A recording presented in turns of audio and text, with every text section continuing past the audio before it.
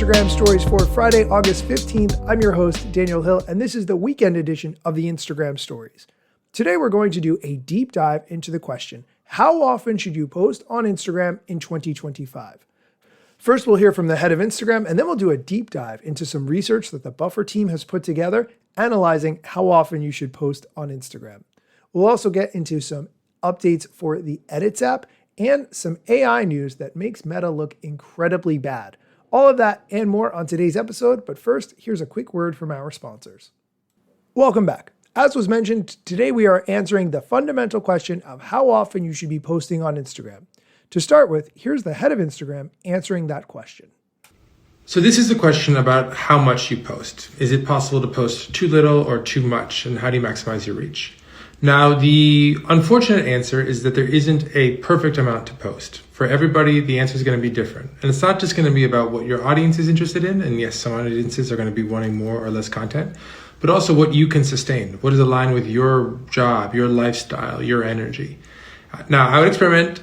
I would try different things. I try to post a couple feed posts a week and stories as often as I can think of things. But I've seen creators be very successful posting only once a month. And I've seen creators be very successful posting 5 times a day. You just have to figure out what is right for you. It is true, and we're trying to make it not so, that if you don't post for a month or two, coming back in can be rough. And that is not intentional. That is a byproduct of the fact that we have less data after you've been gone for a month or two, and we're trying to address that. But in general, I would try and experiment with different cadences and see what works for you. All right, that answer was vague, but to be fair, in Adam's defense, he is posting for people who have a small amount of followers and want to know the answer to that question, and people who have millions of followers. So let's dig into the data that the Buffer team has put together. They've analyzed over 2 million posts across 100,000 Instagram accounts. And overall, they say the more you post, the better your content performs. Okay, that's not special. Let's get into more detail. They looked at Instagram feed posts, photos, reels, and carousels. This data is not including Instagram stories because, let's be honest, stories are not ideal for reaching new audiences. Stories are for reaching people who already follow you. Here's what they say based on posting feed posts, photos, reels, and carousels. Posting 3 to 5 times per week on Instagram is likely the sweet spot for achieving both reach and growth without burning out or sacrificing quality. Posting more frequently than this will lead to more reach and followers, but the returns are diminishing. Here's what they say in further detail. Posting between 3 and 5 times weekly can more than double follower growth rate compared to posting 1 or 2 times weekly. Posting 3 to 5 times weekly could boost your reach per post by around 12% compared to your baseline. They go into more data around the diminishing returns that happen when you post more than 3 to 5 times per week, but they do say that the biggest jump in reach per post happens when you move from 1 to 2 times per week to 3 to 5 times per week. That's where you get that 12% lift. So if we had to encapsulate all the data that the Buffer team has pulled together, here are their recommendations. If you want to stay active and maintain your account, 1 to 2 posts per week at a minimum would be essential.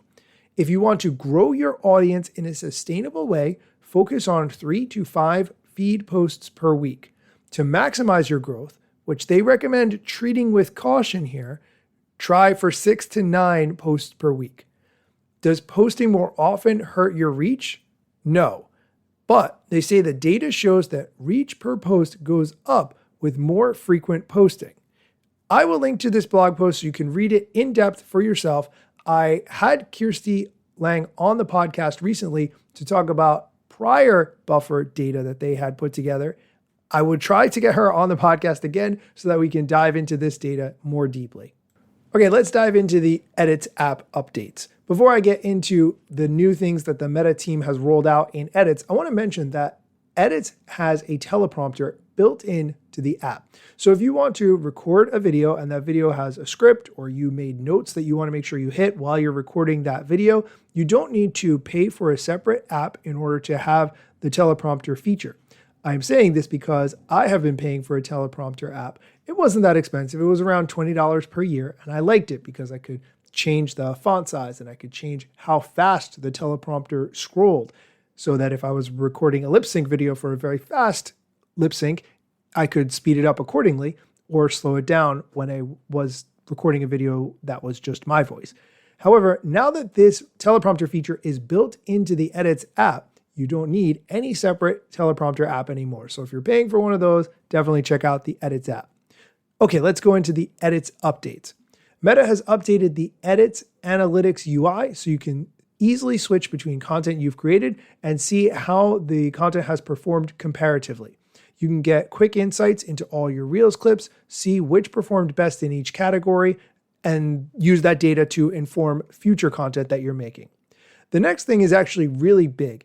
They've added safe zone mapping to the Edits Composer, so you can see where the function buttons on Instagram and Facebook will intrude on the playback window. This is huge. If you have ever made a video, perhaps you made it in CapCut or some other app, and then you uploaded it to Instagram, maybe you didn't realize where the buttons were going to appear on the video and they were blocking some key piece of content that you had in the video. There's really no way to know ahead of time. You just had to have a mental image of where those buttons were going to appear. Now though, if you create that video inside the Edits app, you will see some highlighting indicating what sections of the screen would be blocked, so you would not have any key pieces of content behind those highlighted areas. I will link to a Threads post from the @creators account so you can see all of the updates for yourself.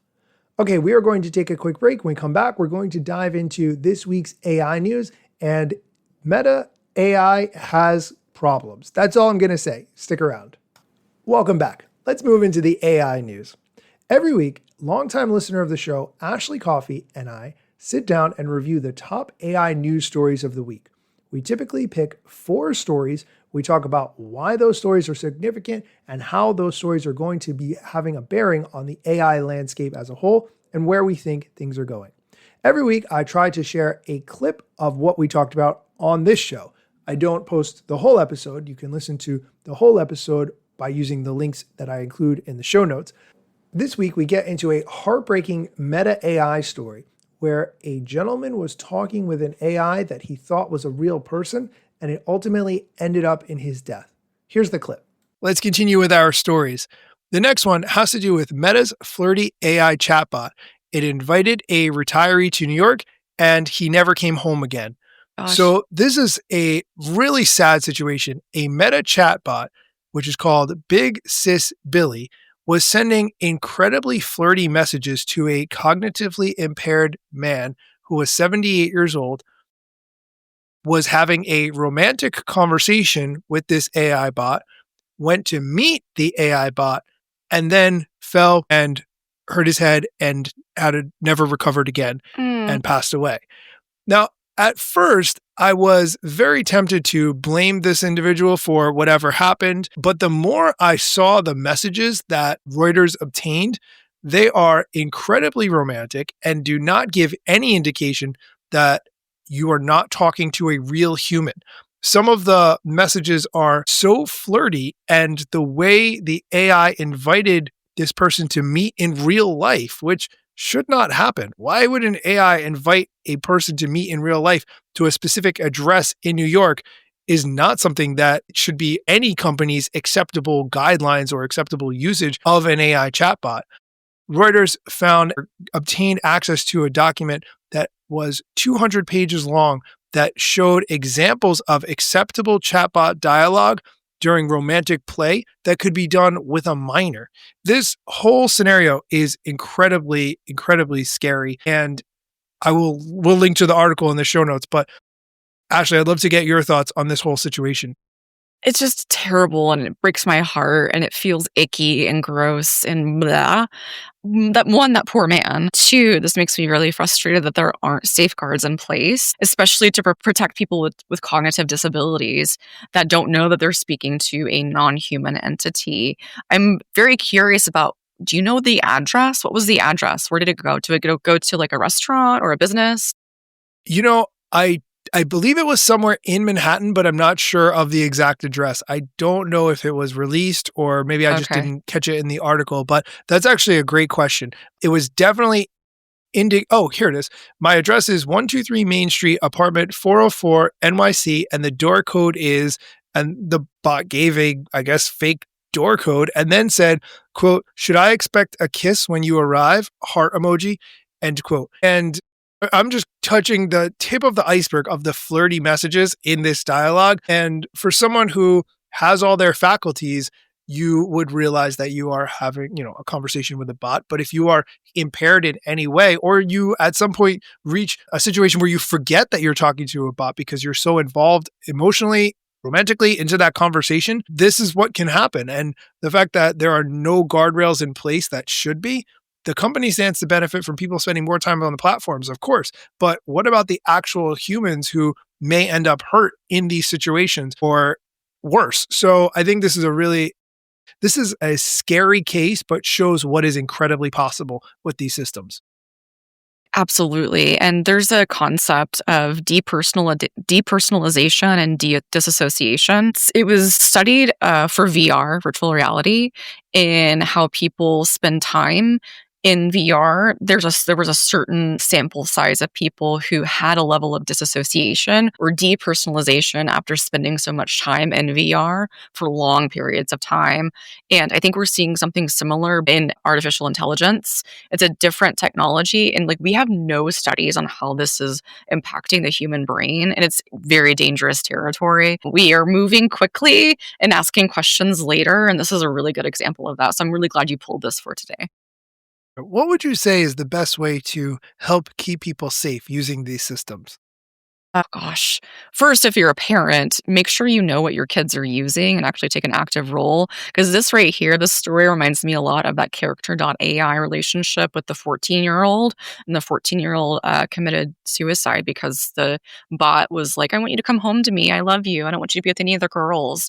Like these highly personal, highly flirtatious things that are really unsettling. And the fact that we're starting to see this transition from virtual referencing to physical referencing is something that needs to be studied, because that's the beginning. Yes. And it really worries me too, because we're not even at the intersection of seeing what's capable, what's next for AI hardware and software. So until we get a handle on this, we have no business building things that don't have safeguards in yet, because people are so vulnerable. So all in all, to try to stay safe, use your best judgment. If you have red flags, shut it down. I mean, turn it off is going to be my best, and don't share too much personal information. I never use my chatbot as a therapist or anything. I never tell it some things because I want to keep a certain segmentation of information that's only available to myself and not to a machine. And I recommend other people follow that as well. I'm glad you mentioned too about the parents being very aware of what kids are doing with their phones and having these conversations. And sometimes as a parent, you don't always think about all the things their kid can do. Maybe you see how they use their phone or whatever, but to really keep a close eye on that, because their brains are still developing. They're still getting the ability to reason and make cognitive decisions based on information that they might not know or understand yet. And so I'm glad you mentioned that as a point, Ashley. That's so important. Yeah, and I'm glad you chose you pulled some screenshots here, and I'm just looking at them, and they're absolutely wild.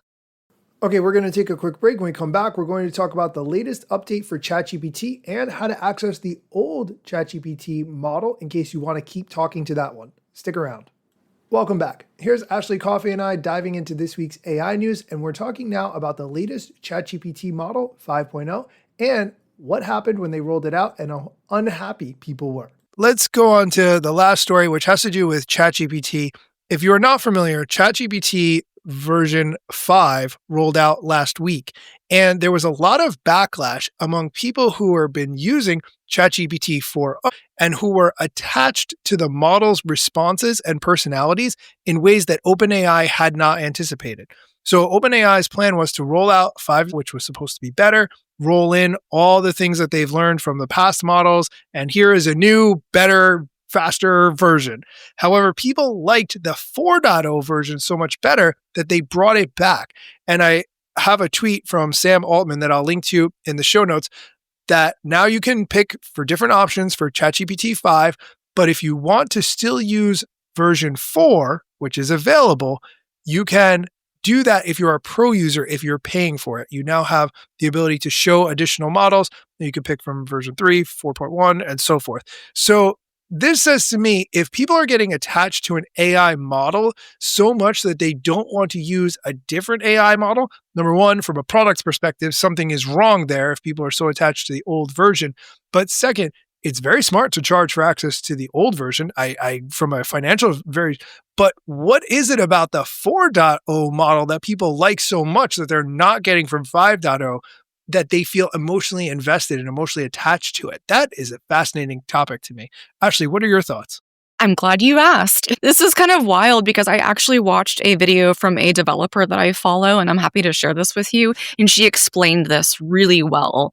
And there are some technical terms, and it has to do with the language learning models. And long story short, to put it in a nutshell, the previous story and this story are related, believe it or not, because the 4.0 models are the ones that are so empathetic to people and that have that memory of highly intimate knowledge. So the people that were using their chatbots for like therapy and problem solving were suddenly like, oh my God, how am I going to function without this? Yeah. So it was such a backlash that they brought the versions back for people to choose from. Part of me is like, this is kind of really by design, kind of feels like it. But it's also kind of dangerous too to play like that because we're talking about people's brains and our cognitive processes of how we're referencing information. So I will send you a link so you can put that in the show notes of that Instagram reel. But I highly recommend anyone watch that if they want a deep dive. It's like 3 minutes, but it's worth every minute of listening to it to understand why this is so important. Yes, and this topic is so interesting to me about how people are using the AI as a therapist to vent personal things because they feel, okay, this is anonymous, it's private, nobody's seeing it. And that may or may not be true depending on what AI model you're using and how you're using it, of course. But just the fact that people can be so attached to something and then it gets deprecated and they feel lost, like you said, that needs to be studied. Something is going on there, and the people making a connection with that AI model is definitely something that should be examined and researched and studied. Absolutely. Oh my goodness. What a time to be alive. Okay, I'm going to stop it there. If you want to hear the rest of the AI news stories that Ashley Coffey and I talk about, you can get there directly by using the link in the show notes, or you can search for AI news you should know about wherever you get this show. As always, thank you for listening, and be sure to come back next time for more social media news, strategy, and other things that you should know.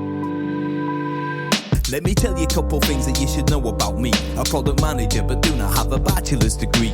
But actually that's factually a fraction of me. Another fraction's posting content irregular and irrationally. Still probably won't get a job at the Gram. They forgot, they don't know, or don't care who I am. That's why you never see me at the parties and events. My lack of followers must make me irrelevant. Don't have a course, a book to sell to make a bag of grand. Not a social media marketer, don't represent any brands. Plain to see, don't have an agency, but I got a lot of spam. Just putting in my work, without the glitz and glam. Won't catch me eating fish, unless it's shrimp or clam. No six pack, no risk that, there's a gym card in my hand. Don't have a full-time job, but I got a lot of plans. Stay plotting, dropping knowledge on TikTok and Instagram.